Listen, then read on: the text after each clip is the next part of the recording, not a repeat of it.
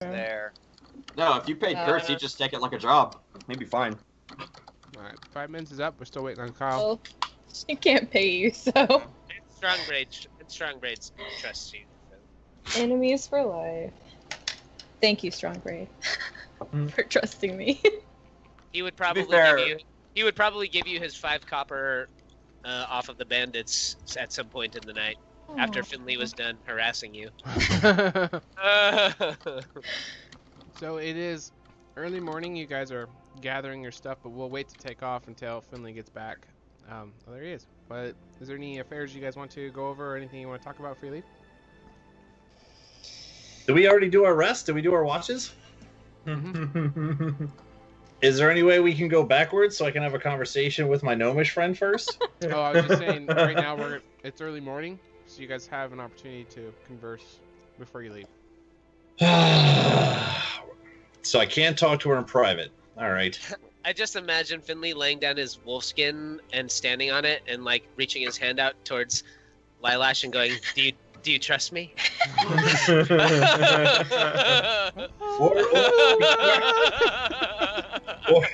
Or while we keep watching, I just lay down on the ground and talk to her the whole time like this. But do that thing where you backflip and land like that beside her.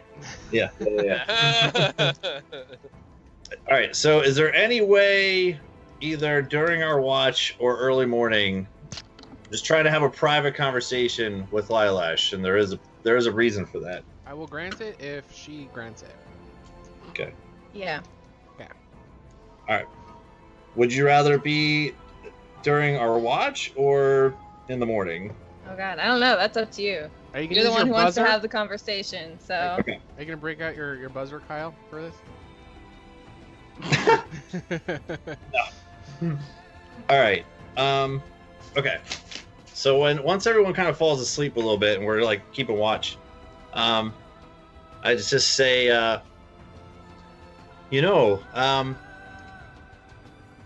first of all, I just wanted to say I'm very impressed with the way you conducted yourself earlier today with those bandits and the wolves. You didn't really seem to mind just jumping right into the middle of the fray there. Have you ever fought in combats or anything before? Not much, although lately it is difficult to travel without running into some sort of adversaries.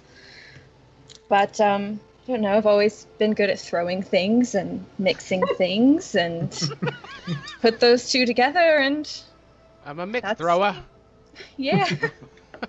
Well, I mean, you're not wrong in saying that. I mean, over the course of time, when these horsemen keep appearing, it seems like the world just gets darker and darker a little bit every day, and it's just a pleasure to see a bit of a bright light such as yourself shining through. Sometimes it just gives people hope.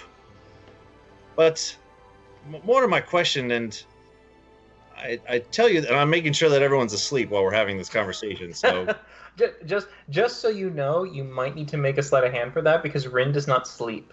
Rin just sits in an Indian style in a trance, and he is aware of his surroundings. all right, I'll make sure that we're far enough away that hopefully there's not much of this mumbling going on. Well, you did ask her if she would talk, and you guys could have wandered off a little bit out of earshot. Sure. Yep, that works. That's a court-martialing in the army. Well, hopefully you guys don't die. We can still see you. We can see you. Yeah, we're like patrolling. Yeah, taking just a lap. walking around.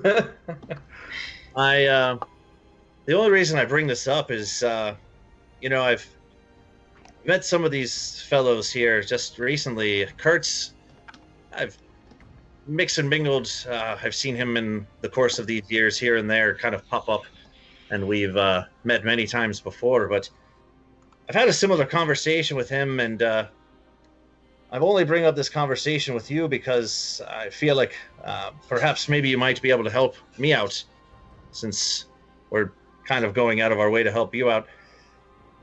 Whether you know this information yourself, or perhaps you said your father was a bit of a world-renowned traveler, been here, there, and everywhere. Maybe you've heard stories of. I'll just get right down to it, Lilash. I'm on a quest in this world for. I don't really know any other way to say it, but I'll just come out and say, there's these blue balls, Lilash. Of course they are. All right. And All right. by golly, they're magical blue balls, and if there was any other way to say it, I would, but I'm pretty sure that these blue balls might be able to help turn the tide against the horsemen and save the world. So it's not it's not something you hear every day, but No, it's not. this world depends on blue balls, Lilash. And again, whether you know any information yourself or not, I mean, I know you said your dad kind of traveled from ports, and I don't know if he ever ran into any blue balls himself, but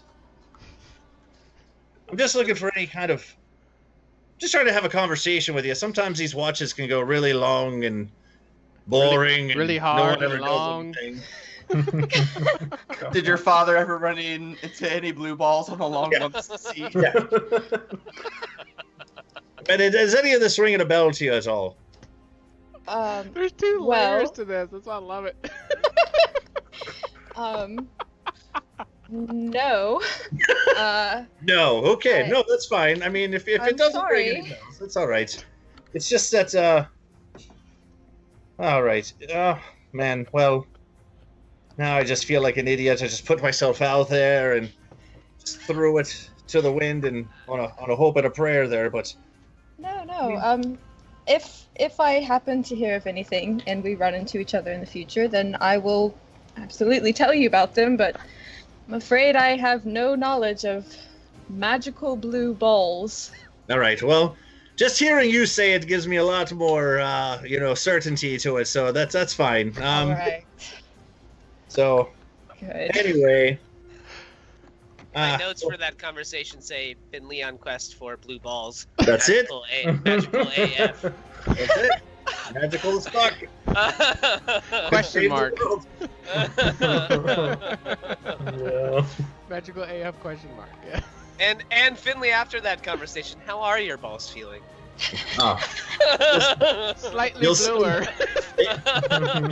You don't know if it's from this conversation or just because it's cold out. Yeah, it's because of cold It's out. pretty cold. It's pretty cold up here. It's pretty cold. All right. Well, I'll just say the Lilash. I'll say, well, I appreciate that, and I do hope that our paths cross again one day. I know we're not really saying goodbye. We have much more to do yet, and Yes. there's that, that fella there,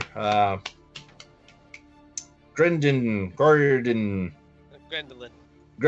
No, that's okay. I'm doing that on purpose. My husband? Yes, your husband. That's it. That's the Grandolin. word there. Yes.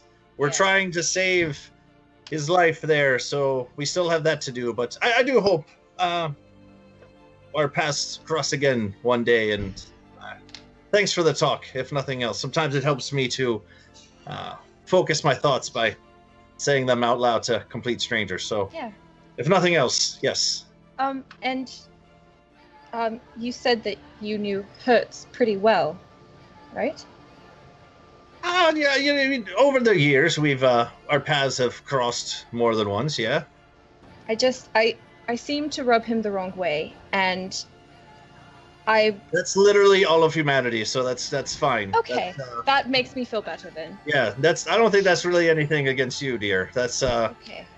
that poor lad has in his own words seen some shit, and I'll do like air quotes. Some literal shit. He's seen it. Yes. He it's one of those things where he's basically ran out of fucks to give, and I don't know if he has any left, but perhaps one day. Would Perhaps one We'll day. make a T-shirt and we'll give it away. Just one. Just one. would Finley know more about my backstory than like most other people, since he is basically the only person Kurtz is actually close to, or like at least know how he's like somewhat famous for what he's been through? That's up to you. What would you have divulged to him? How many years do you think we would have known each other, Finley? In my mind, while I'm making the story up, no, I would say probably anywhere from like that 5 to 10 range, probably somewhere in there. Okay. Yeah. Hold on, I'll send you a message. More like one of those things Yeah, where that kind of stuff while we're still in the session 0. you know each other for a little bit, and then, like I said, our paths cross every now and again. So over that course of time, you're there and everywhere. Do you guys ever cross streams though? No, that's more of a blue balls thing. That's not so much. So to answer your question, Lilash, I mean, best not to take it personally. He, like I said, that lad is has seen some things and has been through the wars, and I think he sent me a message here somewhere. I just can't seem to find it. How old is Finley? I don't know. Did you ever ask him? Did you ever bother to ask Strong Great? I did, but I don't think you're still calling me by my true name. So.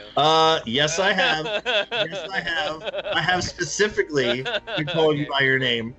I was asking like out of character, but if you don't want to tell me. Out of character?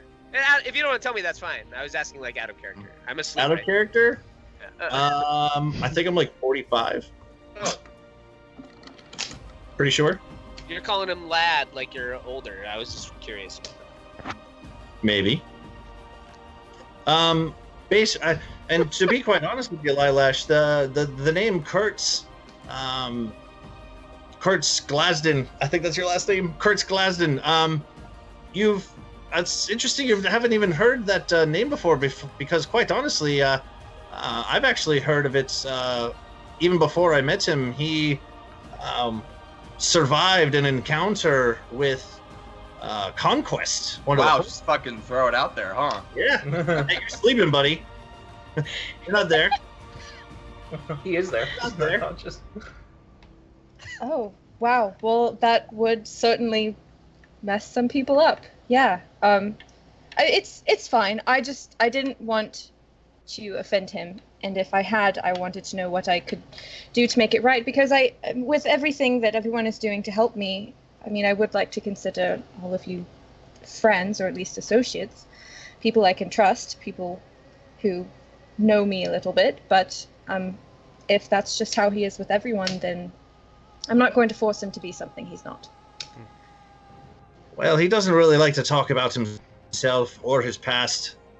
To be quite honest, I have yet to figure out why he trusts me with so much. But we are friends. I mean, we've known each other a long time, and quite honestly, just telling you right now, maybe just keep it on the... I hear the kids say on the down low. I don't know if that's a thing or not, but... Not for a few hundred more yes, years. I have heard that.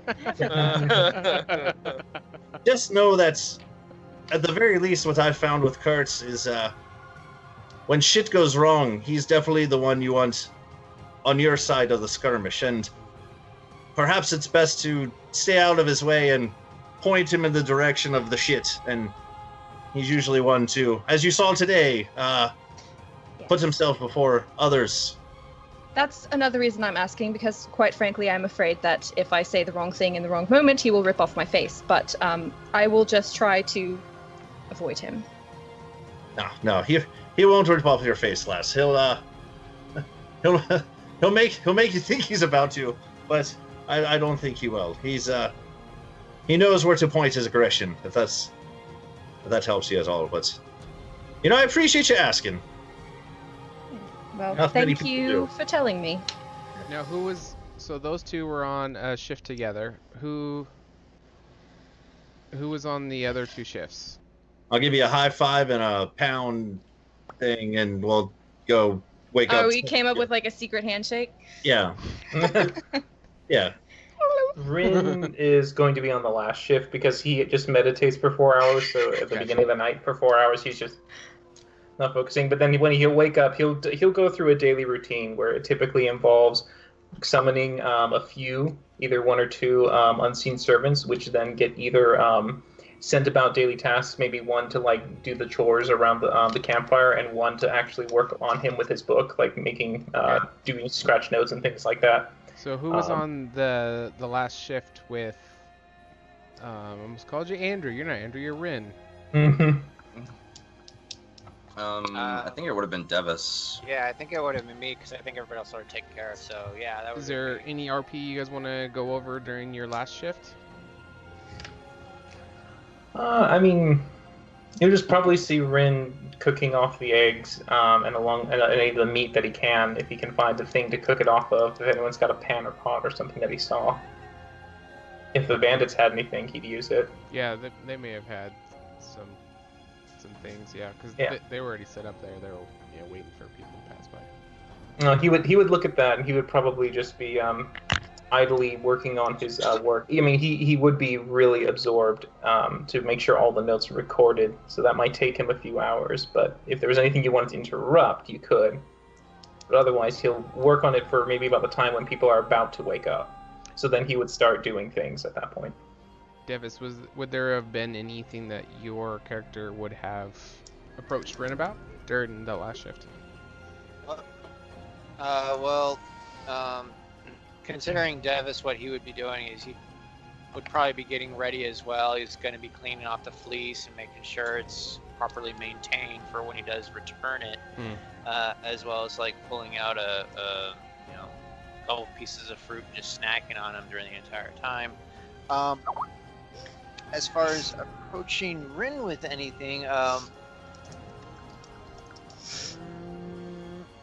because if you're working on the fleece and you pull it out, he will eventually, after he's done some work, he'll walk over to you and go, "So, how much do you know about the fleece?" Oh, I don't know that much, as I'm only working with Fleece, with Fierce, on the business at hand and helping him with this task. I have heard of the healing properties as well, obviously, and so I'm actually very curious to see whether it works, because I might, because if it does do that, I would be definitely more assertive in working with the shroud and having that fulfill a more practical purpose rather than ceremonial.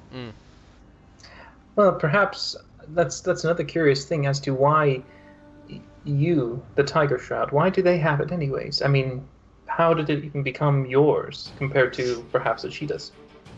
Well, it is not mine. I've just been tasked with helping to collect it.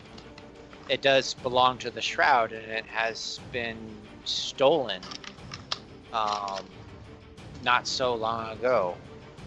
So we do not know who the thief was. We were hoping to find them in the cave. Right now it seems to be just the bugbears, but I don't see how the bugbears themselves would have been able to steal from the Shroud, who are, if nothing else, extremely skilled at stealth and subterfuge. Well, it's a curious thought. I mean, it would be nice to know who would be coveting such a prize and what the reason would be, I suppose. But if you have no information at all regarding the fleece, what's to say that you would have it be made as a decoy? Why wouldn't you try to put other fakes out there? Get attention away from yours. That is a good point. You're saying that the Shroud would do that, or that whoever stole it would do it? Well, either or, I suppose, but I was thinking them. If they took the fleece, couldn't they have made a copy if you have no means of knowing the difference? I suppose, although I'm pretty sure the two of us could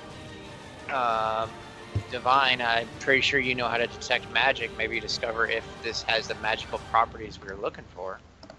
Well, detecting magic I have not perfected at this time yet. Ah, that's a shame. I have no skill in that either. So I suppose we'll have to wait until we find somebody with that kind of skill to do it. If not, wait until we get to this town and try it out.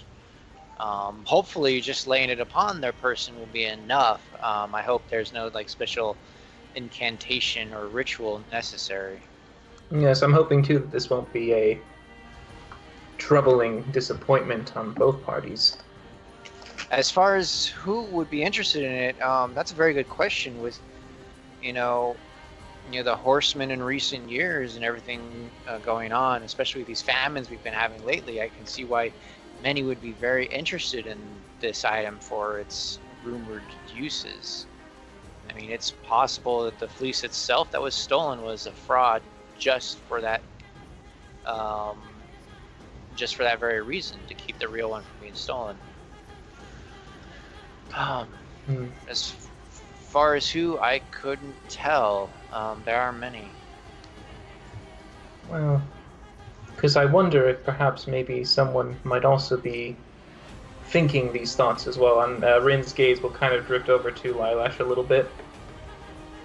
I don't necessarily know her full intentions. I mean, if one is willing to steal and lie and just have others aid them, it's possible that she could try to use some form of swap out. She might try to substitute a change, and if there's no way for either of us to be able to discern a difference between a fraud and a true fleece, it might be something. I share your concern. I am not very trusting of her myself. It seems rather odd to me that she would happen to show up at the time that we are leaving. So I am definitely going to keep this on my person, and I'm not going to let her out of my sight for the duration of this whole adventure.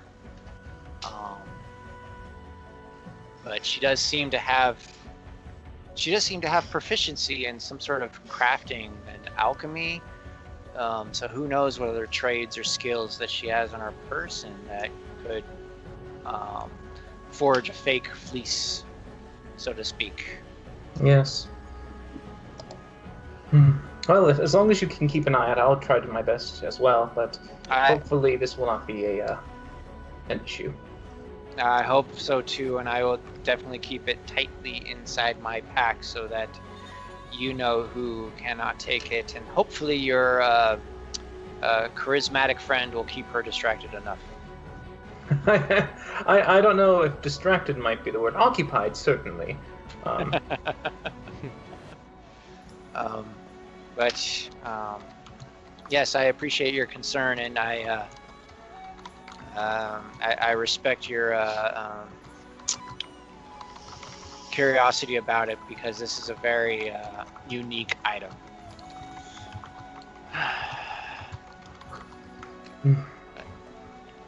All right, Kurtz. Yes. And Strongbraid, on your shift, would there have been anything you guys would have wanted to go over, or would it just been a routine? I think for a time, maybe, I imagine maybe sitting across from each other at the fire quietly, silently. I would have been thinking about back in the caves when I had asked Kurtz if there was ever anything that he loved as much as Lilash loved her husband. And that kind of, made him mad. Eventually, I think I would have said, Kurtz, I won't pretend that I know what you've been through. But I think that it's fair enough to say that everyone that's left has at least been through something. Kurtz is just polishing his sword, and he'll kind of stop for a moment. How old are you, Strongbraid? 35. 35. So you were 10, 15, perhaps, when the first horseman came? I was 20 when the first horseman appeared. Did you have a family? Of sorts. I had a family. And he'll just go back to polishing his sword.